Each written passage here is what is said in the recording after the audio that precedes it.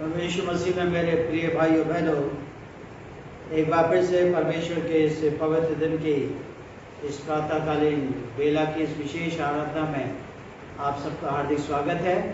और परमेश्वर का हम अपने दिलों से शुक्रगुजारी अदा करते हैं इस सुंदर दिन के लिए, इस सुंदर समय के लिए, जो कि Saint John Church Hospital Road की एक विशाल खानदान के रूप में परमेश्वर ने हम सबको मौका दिया है कि हम सत्य और आत्मा से परिपूर्ण होकर परमेश्वर की आराधना कर सकें। खुदा का कलाम फरमाता है कि परमेश्वर की सहायता से मैं उसके वचन की प्रशंसा करूंगा। परमेश्वर पर मैंने भरोसा रखा है, मैं नहीं डरूंगा। आइए परमेश्वर की हम तारीफ में मिलकर सबसे पहले हम गीत गाएंगे जिसका नंबर है 329, गीत नंबर 329, रब की सिताइश करते हैं।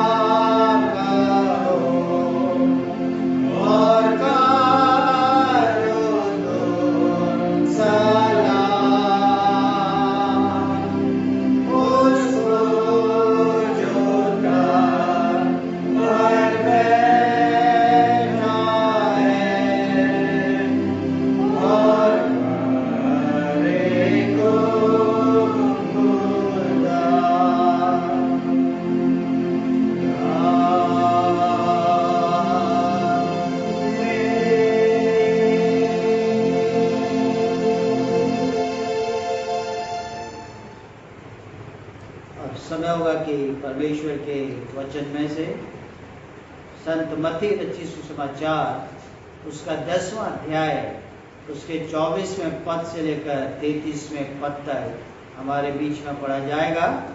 संत मत्ती की इंजील उसका 10वां अध्याय उसके 24वें पद से लेकर 33वें पद तक। चेला अपने गुरु से बड़ा नहीं होता और न दास अपने स्वामी से। चेले का गुरु के और दास का उसका स्वामी के बराबर होना ही बहुत है। जब उन्होंने घर के स्वामी को शैतान कहा तो उसके घर वालों को क्या कुछ ना कहेंगे। इसलिए मनुष्यों से मत डरना, क्योंकि कुछ ढका नहीं जो खोला न जाएगा, और न कुछ छिपा है जो जाना न जाएगा। जो मैं तुमसे अंधियारे में कहता हूँ उसे तुम उजियारे में कहो, और जो कानों कान सुनते हो उसे छतों पर से प्रचार करो। जो शरीर को घात करते हैं पर आत्मा को घात नहीं कर सकते, उनसे मत डरना, पर उसी से डरो जो आत्मा और शरीर दोनों को नरक में नष्ट कर सकता है। क्या पैसे में 2 गौरैयें नहीं दिखती? तो भी तुम्हारे पिता की इच्छा के बिना उनमें से एक भी भूमि पर नहीं गिर सकती। तुम्हारे सिर के बाल भी सब गिने हुए हैं, इसलिए डरो नहीं, तुम बहुत गौरैयों से बढ़कर हो। जो कोई मनुष्यों के सामने मुझे मान लेगा, उसे मैं भी अपने स्वर्गीय पिता के सामने मान लूंगा। पर जो कोई मनुष्य के सामने मेरा इनकार करेगा, उससे मैं भी अपने स्वर्गीय पिता के सामने इनकार करूंगा। ये क्रिस्त का सुसमाचार है। हे प्रभु यीशु, आपकी स्तुति हो। आइए इससे पहले कि हम परमेश्वर के वचन पर कुछ देर ध्यान लगाएं, अपने हृदय और आत्मा को तैयार करने के लिए प्रभु की प्रशंसा में एक और गीत अर्पित करें, जिसका नंबर है 303, गीत नंबर 303, जब ये जिंदगी हो आखिर।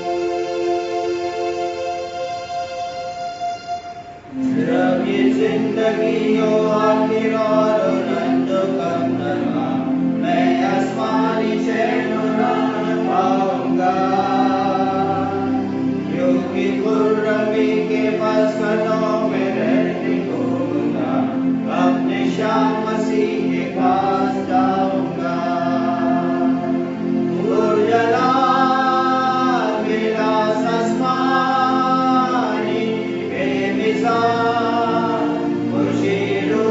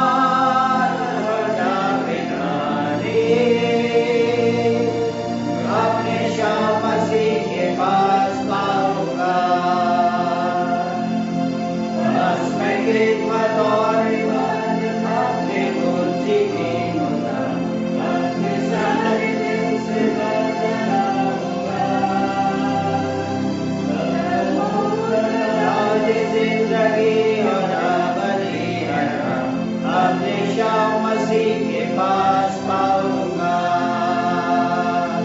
उड़ला तेरा सस्मानी बेमिसाल खुशी रूहानी लाजवाब और जावेदानी हमेशा मसीह के पास पाऊंगा।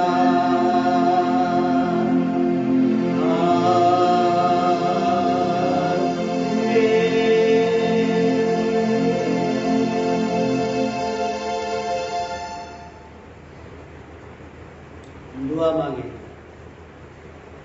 परमेश्वर पिता, परमेश्वर पुत्र और परमेश्वर पवित्र आत्मा के नाम में आमीन।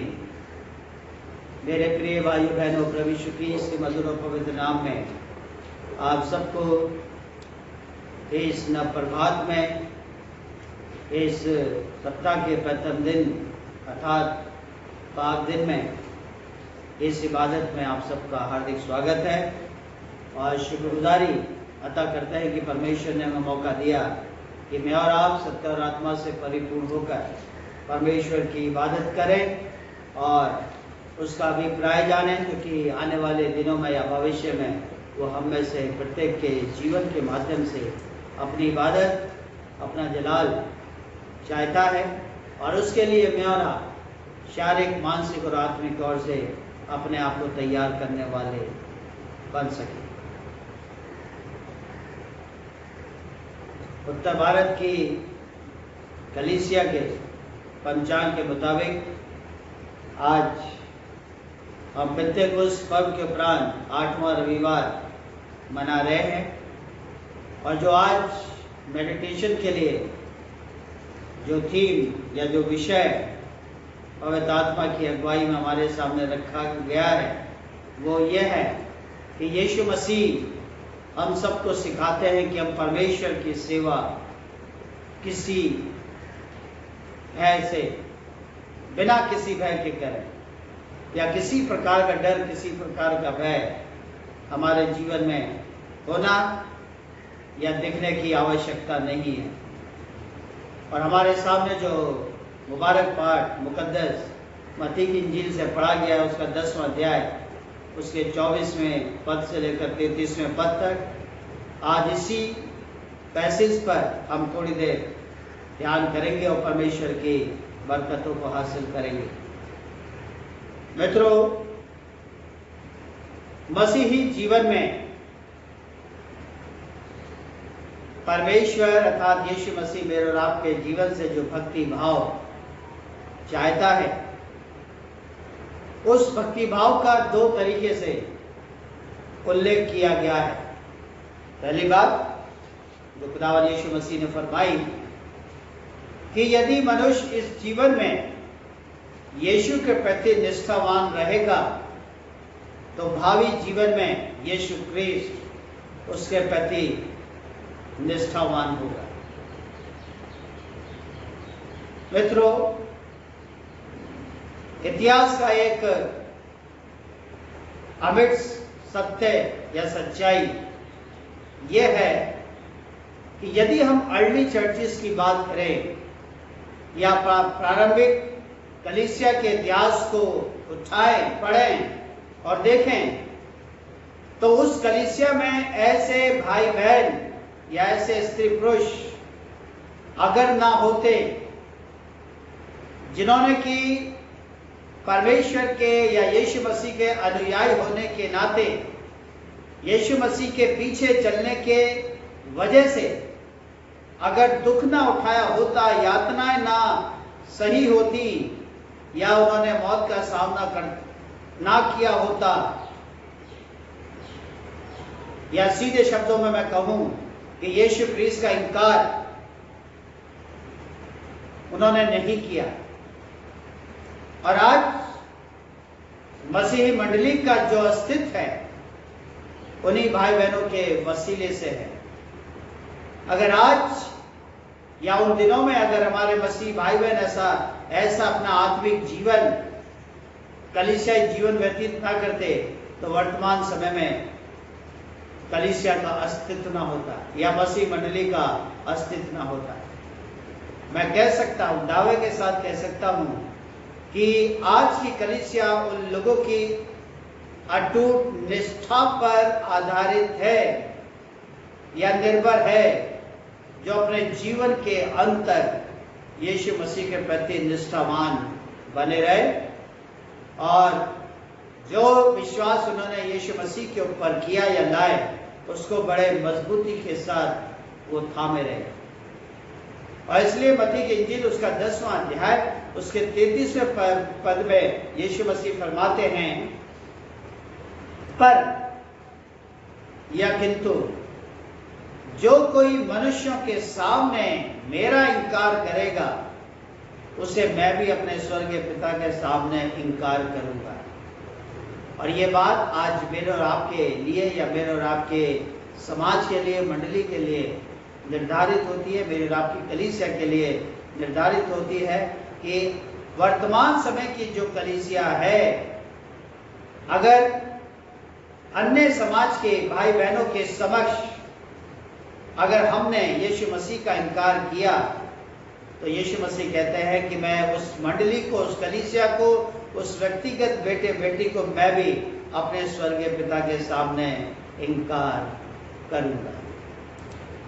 कहने का तात्पर्य यह है कि जो आज प्रस्तावित विषय मनन के लिए मेरे और आपके सामने रखा गया कि यीशु मसीह आज भी इस आधुनिक काल में, इस वर्तमान समय में कलीसिया को, मंडली को सिखाते हैं कि हम परमेश्वर की सेवा बिना किसी भय के करें।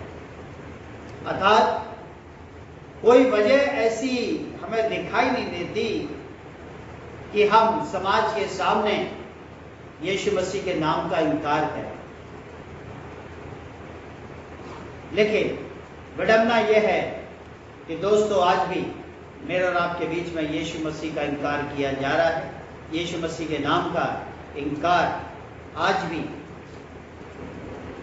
समाज के द्वारा, चर्च के द्वारा, कलीसिया के द्वारा, विश्वासी दलों के द्वारा किया जा रहा है। आज इसी विषय को ध्यान में रखते हुए 3 बातें मैं आपके साथ बांटना चाहता हूं। पहली बात यह है कि हम अपने शब्दों के द्वारा यीशु मसीह का इनकार कर रहे हैं। आयरलैंड में एक शहर है डबलिन, और उस शहर में ट्रिनिटी कॉलेज एक थियोलॉजिकल कॉलेज है और उसमें एक बहुत ही सुप्रसिद्ध विद्वान रहे हैं जिनका नाम है सर जेपी मैफी।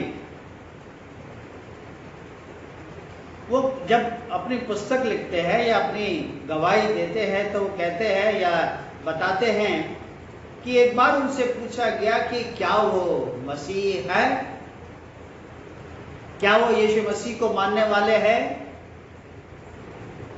उन्होंने कहा बिल्कुल, इसमें कोई शक नहीं कि मैं यीशु मसीह को मानने वाला हूं या मैं एक मसीह हूं, लेकिन मैं उत्तेजक रूप से मसीही नहीं हूं।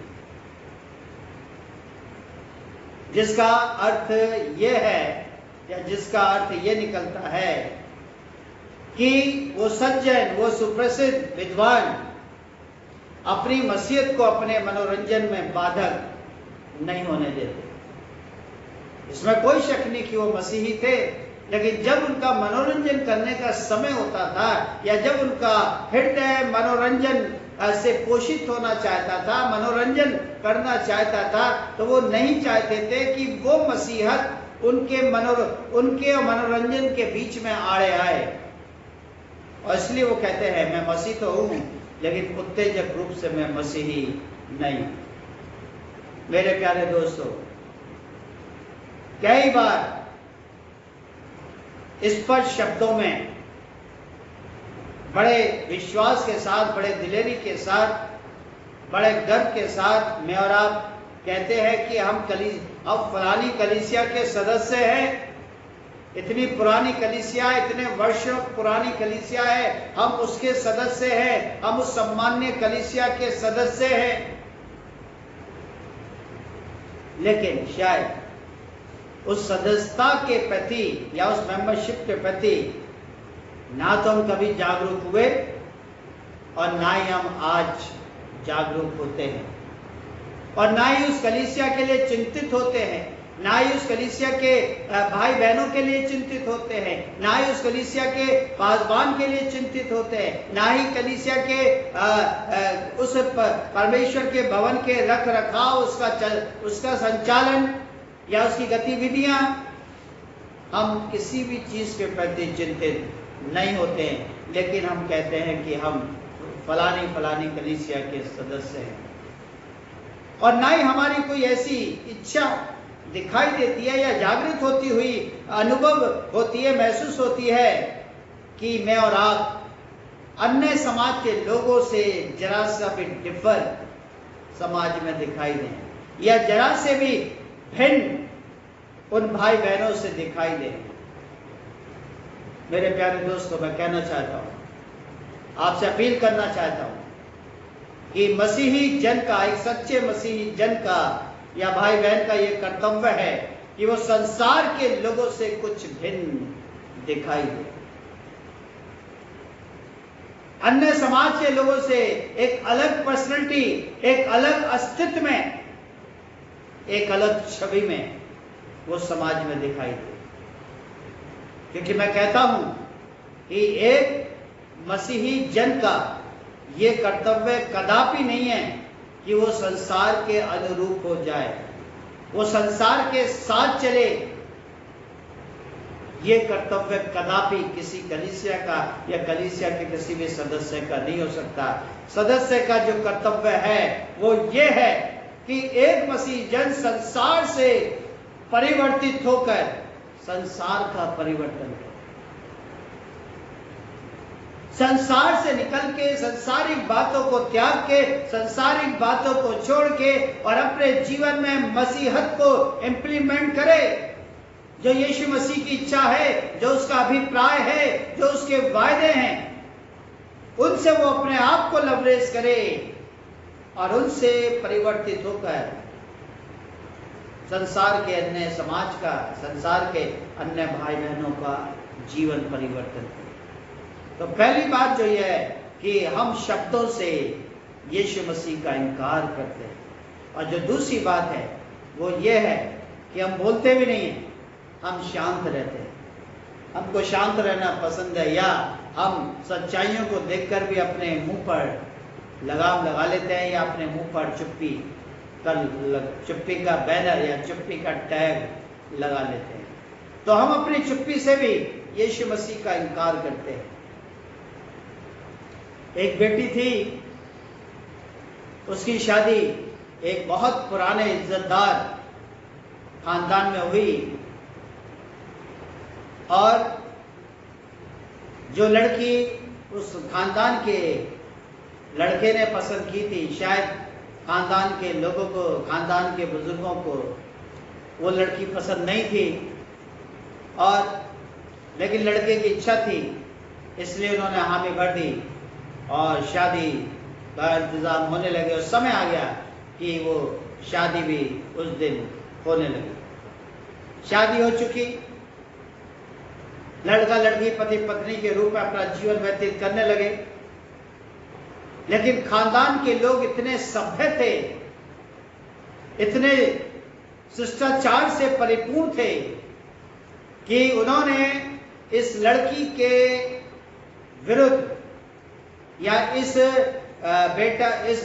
बेटी की शादी के विरुद्ध जो उनको आपत्ति थी, वो आपत्ति कभी भी उन्होंने अपने शब्दों में जाहिर नहीं की, या वो आपत्ति आलोचना में उन्होंने कभी भी तब्दील नहीं की, और उनका जीवन चलने लगा, खानदान चलने लगा। लेकिन एक समय आया कि उस बहू ने काफी सालों के बाद अपने विचार व्यक्त किए, और उस बहू ने कहा कि उसका वैवाहिक जीवन पूरी तौर से अनकही बातों का एक संकट में जीवन रहा। किसी ने कुछ कहा नहीं, किसी ने उसको टोका नहीं, किसी ने उसकी आलोचना नहीं की, किसी ने उसकी निंदा नहीं की। शांत रहे, लेकिन वो उस खानदान के जनों को, सीनियर्स को ऑब्जर्व करती रही, और जब ऑब्जर्व करती रही उसने ये पाया कि उसका पूर्णतः जीवन जो है अनकही बातों का एक संकट में जीवन रह गया। मेरे प्यारे दोस्तों, बार बार हमारे सामने ऐसे अवसर आते हैं जब हम यीशु क्रिस्त के लिए कुछ कह सकते हैं, यीशु मसीह के लिए कुछ शब्दों का, उसके पाक शब्दों का इस्तेमाल, उपयोग कर सकते हैं। यीशु मसीह के प्रति जो हमारे विचार हैं, जो हमारी धारणा है, जो हमारी भावना है, हम उसको व्यक्त कर सकते हैं। और यीशु मसीह की शिक्षा के अनुसार जो बुराइयां हम समाज में देखते हैं, परिवारों में देखते हैं, कलीसियाओं में देखते हैं, हम उन बुराइयों के विरुद्ध आवाज उठा सकते हैं या अपनी प्रतिक्रिया को व्यक्त कर सकते हैं। लेकिन देखा जाता है, देखने में आता है कि ऐसे समय पर बोलना बड़ा मुश्किल काम दिखाई देता है, बड़ा कठिन काम दिखाई देता है, और हम समझते हैं कि शांत रहो, चुप रहो, शायद ये हमारे लिए बेहतर होगा, शायद हमारे लिए ये बेहतर होता है। और वो चुप्पी साधना मेरे और आपके लिए सरल हो जाता है। मेरे प्यारे दोस्तों, ये चुप्पी ही यीशु क्रिस्त का इनकार करना साबित होता है। जहां पर हमें बोलना चाहिए वहां पर हम शांत रहना चाहते हैं, हम बोलना नहीं चाहते, और हमारा ये शांत रहना, हमारा ये चुप रहना यीशु मसीह का इनकार करता है और यीशु मसीह की सच्चाइयों का इनकार करता है। और जो तीसरी बात है वो है कि मैं और आप अपने कार्यों से उसका इनकार करते हैं। जीवन की गतिविधियों से, या जो काम परमेश्वर ने मुझे सौंपे गए हैं, या जिन कामों को करने के लिए परमेश्वर ने अपना विश्वास मेरे ऊपर जताया है, उन कामों की वजह से भी हम यीशु मसीह का इनकार करते हैं। कभी कभी मैं और आप अपना जीवन इस प्रकार से बिताने लगते हैं जिससे कि हमारे काम के प्रति जो प्रतिज्ञा हमने की थी, जो ओथ हमने ली थी, मेरे और आपके कामों के द्वारा, मेरे और आपकी गतिविधियों के द्वारा उन प्रतिज्ञाओं का इनकार होने लगता है, उस ओथ का इनकार होने लगता है, उन वचनों का इनकार होने लगता है। हमने मसीही जीवन व्यतीत करने की निष्ठा व्यक्त की है। यीशु मसीह के सामने हमने वायदा किया है। जब कन्फर्मेशन हमारा होता है तो हम यीशु मसीह के मध्य होते हुए कलीसिया के समक्ष हम अपने व्यक्तिगत विश्वास का इकरार करते हैं, उसकी घोषणा करते हैं, प्रभु यीशु मसीह के प्रति निष्ठावान बने रहने की घोषणा करते हैं। लेकिन जब समय आता है हम छोटी छोटी बेईमानी करना शुरू कर देते हैं, छोटे छोटे प्रकार का झूठ बोलना शुरू कर देते हैं, छोटे छोटे प्रकार का किसी को धोखा देना हम शुरू कर देते हैं।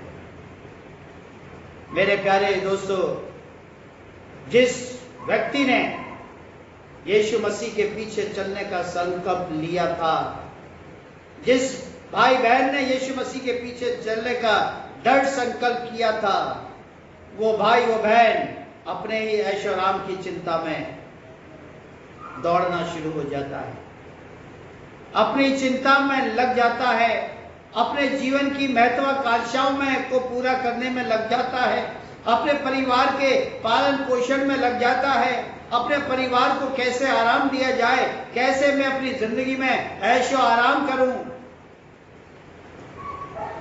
एक ऐसा मसीह जन इस खोज में लग जाता है। जिन भाई बहनों को यीशु मसीह ने माफ किया, उनको क्षमा किया, वही व्यक्ति आज अपने साथियों के साथ, अपने कलीग के साथ उनके प्रति कटुता से भरा हुआ है, विद्वेष से भरा हुआ है, एक विरोध का जीवन जीने लगता है, व्यतीत करने लगता है।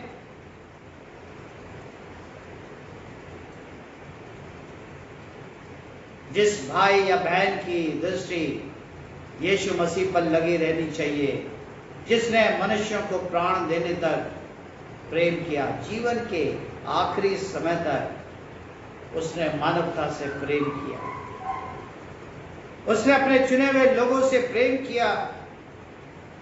आज वो व्यक्ति ऐसा जीवन व्यतीत कर रहा है जिसमें ना तो मसीही सेवा दिखाई देती है, ना मसीही भाव दिखाई देते हैं, ना ही मसीही मेंटलिटी दिखाई देती है, ना ही यीशु मसीह का प्रेम, कलीसिया का प्रेम दिखाई देता है, और ना ही उसके जीवन में उदारता दिखाई पड़ती है। यीशु मसीह सिखाते हैं कि अगर परमेश्वर ने मुझे और आपको चुना है, अगर मैं और आप मानते हैं कि मैं और आप परमेश्वर के चुने हुए जन हैं, पर यीशु मसीह के बेशकीमती लहू के बहे जाने के द्वारा मैं और आप शुद्ध किए गए हैं, मैं और आप निलाए गए हैं, मैं और आप बचाए गए हैं, तो परमेश्वर चाहता है कि हम परमेश्वर की सेवा बिना किसी भय के करें, बिना किसी डर के करें। अगर हम इन तीन कैटेगरी में यीशु मसीह का इनकार करते हैं, उसकी सत्यता का इनकार करते हैं, तो निसंदेह कहीं ना कहीं मेरे और आपके जीवन में समाज का भय है, मानवता का भय है, प्रशासन का भय है, अपने अधिकारियों का भय है, जिससे कि हम यीशु मसीह का इनकार करते हैं। और इसलिए यीशु मसीह ने वर्स 29 में कहा है, लिखा है कि क्या एक पैसे में 2 गौरैया नहीं बिकती? तो भी तुम्हारे पिता की इच्छा के बिना उनमें से एक भी भूमि पर गिर नहीं सकती। बहुत अच्छा उदाहरण है ये कि एक पैसे में 2 गौरैया मिलती हैं, बिकती हैं, शायद उनकी कोई कीमत नहीं है, एक पैसा कोई कीमत नहीं है, लेकिन फिर भी जब तक परमेश्वर उनको जिंदा रखना चाहता है वो जिंदा रहती हैं। बिना परमेश्वर की इच्छा के वो कभी भी वो अपना जीवन खत्म नहीं करती, या कभी भी गिरकर मरकर कभी पर भूमि पर नहीं गिर सकती। मेरे प्यारे भाइयों बहनों, आज के इस चिंतन मनन का जो निष्कर्ष है वो यही है कि यीशु मसीह ने मुझे और आपको उसकी सामर्थ की सच्चाई का बयान करने के लिए बुलाया, उसके वचन की सच्चाई का बयान करने के लिए बुलाया है। उसने मुझे और आपको क्यों छुड़ाया है, क्यों मुझे और आपको माफ किया है, क्यों मुझे और आपको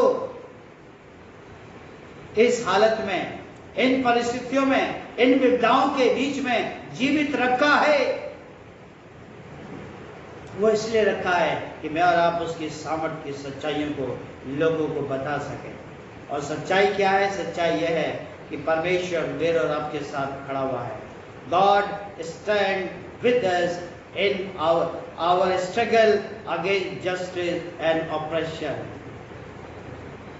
परमेश्वर मेरे और आपके साथ है, परमेश्वर मेरे और आपके साथ खड़ा है। परमेश्वर जिस न्याय को पाने के लिए हम संघर्ष कर रहे हैं तमाम दुनिया के साथ, उस संघर्ष में परमेश्वर मेरे और आपके साथ आज भी खड़ा हुआ है, मेरे और आपके जीवन में आज भी विराजमान है, मेरे और आपके परिवारों में, मेरे और आपके घरों में आज भी वो विराजमान है। और जिस विपदा से मैं और आप गुजर रहे हैं वो मेरे और आपके जीवन में एक दोस्त और एक पिता की हैसियत से रह रहा है। तो जरूरी है कि परमेश्वर मुझे और आपको बताते हैं, सिखाते हैं। और अंग्रेजी में जो कहा गया वो यह है कि Jesus teachers to be bold in God's service. परमेश्वर की सेवा में अगर हम लगे हुए हैं, परमेश्वर के सेवकों सेविकाएं हम अपने आप को समझते हैं, तो यीशु मसीह की शिक्षाओं को सिखाने में बोल्ड तरीके से, मजबूत तरीके से हम अपना जीवन और जीवन के तमाम आत्मिक वरदानों का उपयोग करने वाले बन सकें। परमेश्वर हम सबको बहुत बहुत आशीषों से परिपूर्ण करे। आमीन। आइए हम कुछ देर प्रार्थना में व्यतीत करेंगे।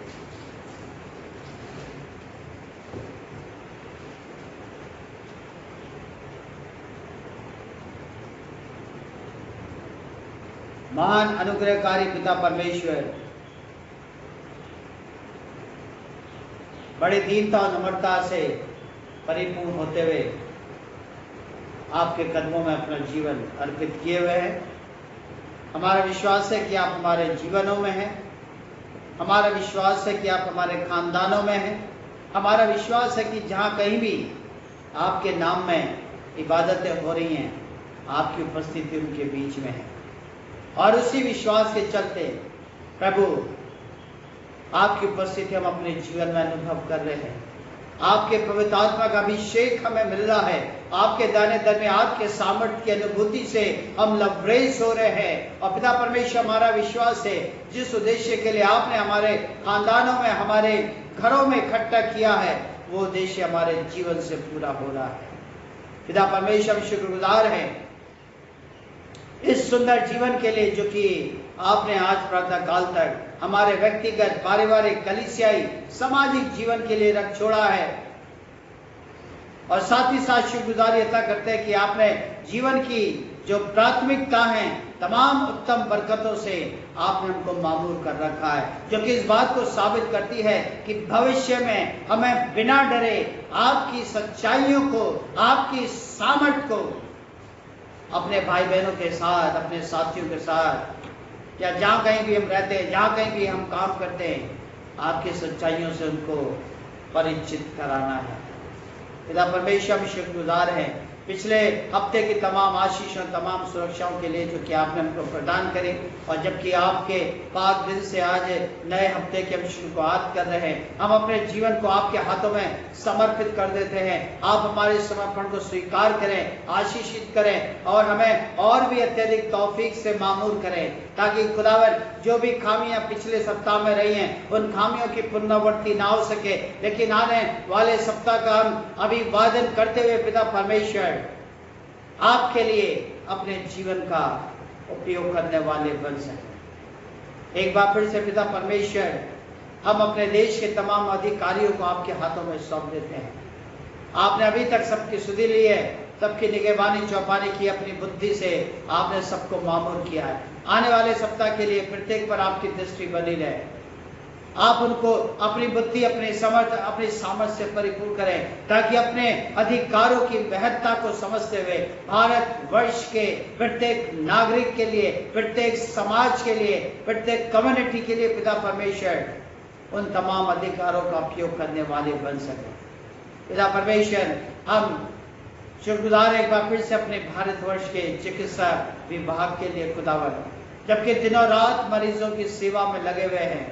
पिता परमेश्वर, आपने उनको अपनी शांति से परिपूर्ण कर रखा है। भविष्य के लिए सबको अच्छा मन दें, अच्छा स्वभाव दें, अच्छी तंदुरुस्ती नायत करें, ताकि इस चुनौतियों का स्वीकार करते रहें और निरंतर इन चुनौतियों में संघर्ष करने वाले बन सके। साथ ही साथ हम अपने देश के पुलिस प्रशासन के लिए भी आपके दिल से शुक्रगुजारी अता करते हैं। खुदावन, आपने सबको संभाल कर रखा है और वो भी दिन और रात खुदावन देश की सेवा के लिए, सूबे की, अपने शहर के नागरिकों की सेवा के लिए लगे हुए।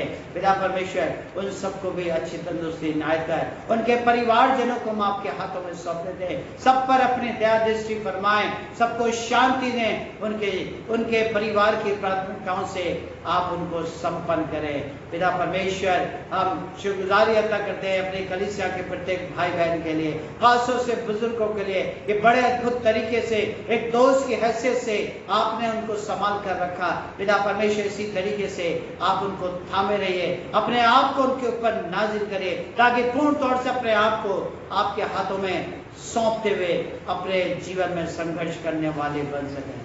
खासतौर से हम प्रार्थना करते हैं पिता परमेश्वर, पिछले सप्ताह में इन भाई बहनों का ने अपने इस दुनियावी जीवन का एक वर्ष पूरा किया है। खासतौर से हम प्रार्थना करते हैं अपनी बुजुर्ग बहन मिसेस प्रेमलता ब्राह्म के लिए, जबकि आज उनकी वर्षगांठ है। पिता परमेश्वर, आप उनको अच्छी तंदुरुस्ती इनायत करें और हमारा विश्वास है कि आप उनके साथ हैं। भविष्य के लिए भी उनका जीवन, उनकी कमजोरी, उनकी निर्बलताएं, खुदावन सब कुछ हम आपके हाथों में सौंप देते हैं। उनके जीवन की भी जो प्राथमिकता है वो आपसे छिपी नहीं है। अपने वायदे के अनुसार आप उनसे उनको संपन्न करिए। हम प्रार्थना करते हैं बहन शीला चंद्रा के लिए, बहन मार्जरी फ्रैंक के लिए, बहन म्यूरियल डॉनन के लिए पिता परमेश्वर, जबकि इन तीनों बहनों की भी पिछले सप्ताह में वर्षगांठ थी।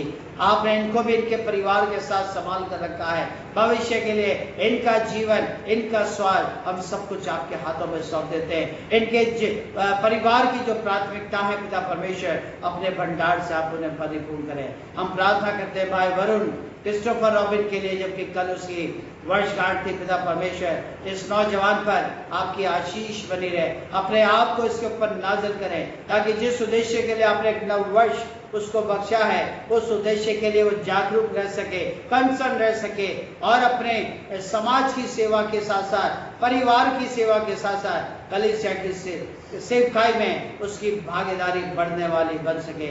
हम प्रार्थना करते हैं छोटी बेटी आसना बीला मिंज के लिए, जबकि 20 जुलाई को उसकी भी वर्षगांठ थी। इस बच्ची पर आपकी आशीष बनी रही है। भविष्य के लिए भी इसका जीवन आपके हाथों में सौंप देते हैं। जिस तरीके से शारीरिक तौर से, मानसिक तौर से आगे बढ़ रही है, आत्मिक तौर से भी पिता परमेश्वर ये आगे बढ़ती चली जाए। अंत में हम प्रार्थना करते हैं खुदावन अपने डायसिस ऑफ आगरा के लिए और डायसिस के बिशप साहब right reverend doctor Prem Prakash हाबिल साहब के लिए और खुदावन तमाम ऑफिस बैरर के लिए जो कि संघर्ष में डायसिस को पोषित करने के लिए खुदावन आपके प्रति निष्ठावान बने हुए हैं, जुझारू रूप से पिता परमेश्वर लगे हुए हैं। खुदावन सब पर आपकी आशीष बनी रहे। अपनी बुद्धि, अपने विवेक, अपनी सामर्थ्य से परिपूर्ण करें ताकि इस विपदा के समय में डायसिस का संचालन भली भांति मजबूती के साथ, विश्वास के साथ आपके ऊपर निर्भर होकर और भी करने वाले बन सके। पिता परमेश्वर उनके परिवार जनों पर भी आपकी आशीष बनी रहे, सबकी सुधि लें और सबकी निगहबानी चौपानी करें। अंत में एक बार फिर से हम सभी भाई बहन एक चित्त से, एक मन से, एक आत्मा से अपना जीवन पूर्णतया आपके हाथों में सौंप देते हैं। पिता परमेश्वर आप हमारी इस प्रार्थना को सुने, आपके मीठे पवित्र नाम से मांग लेते हैं, आमीन। हे हमारे पिता तू जो स्वर्ग में है, तेरा नाम पवित्र माना जाए, तेरा राज्य है, तेरी इच्छा स्वर्ग में पूर्ण होती है वैसे पृथ्वी पर भी हो। हमारे दिन भर की रोटी आज हमें दे, हमारे अपराधों को क्षमा कर जैसे हम अपराधी को क्षमा किया। हम परीक्षा न पढ़ने दे परंतु बुराई से बचा, क्योंकि राज, पराक्रम और महिमा अब और सवदा दे रही है, आमीन। अब हमारे प्रभु यीशु मसीह का अनुग्रह और परमेश्वर पिता का प्रेम और पवित्र आत्मा की सहभागिता हम सभी के साथ, तमाम विश्वासियों के साथ और हम सबके प्रत्येक परिवार जन के साथ अब से लेकर सदा तक होती रहे, आमीन, आमीन, आमीन।